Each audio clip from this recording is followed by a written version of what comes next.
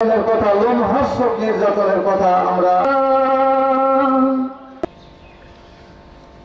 এবং তদ অনুযায়ী ইসলামী শ্রম আইন বাস্তবায়নের লক্ষ্যে দায়িত্ব আমরা পালন করার জন্যই বাংলাদেশ শ্রমিক এই মিরপুর থেকেই সকল শ্রমিকদের ন্যায্য পাওনা ইসলামের ভিত্তিতে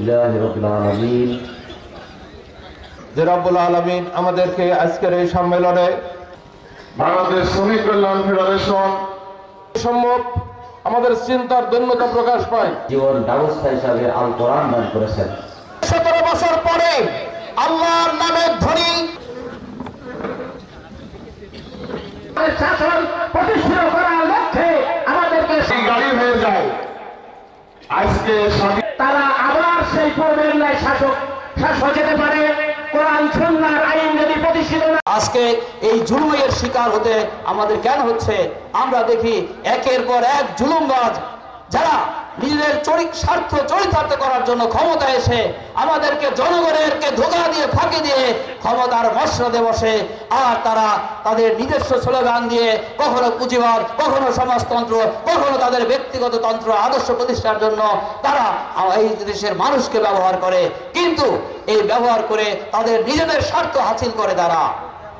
আমরা এই ধরনের জুলুমবাজ সরকারকে আমরা চাই।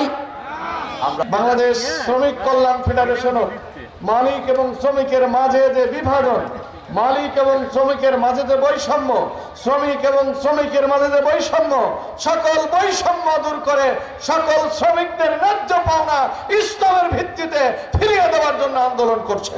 শ্রমিকের হাত ধরে শ্রমিককে সিঁড়ি বানিয়ে বিগত সময় বিভিন্ন রাজনৈতিক দল এই শ্রমিককে হাতিয়ার হিসাবে ব্যবহার করেই তারা সিঁড়ি বানিয়ে তারা ক্ষমতার মসনদে গেছে, ঠিক কিনা? যারা শ্রমিক নেতা আমরা দেখেছি অন্যান্য দলের, তারা হাজার হাজার কোটি টাকার মালিক হয়েছে, কিন্তু শ্রমিকের ভাগ্যের কোনো পরিবর্তন হয় নাই। আগামী দিনে বাংলাদেশ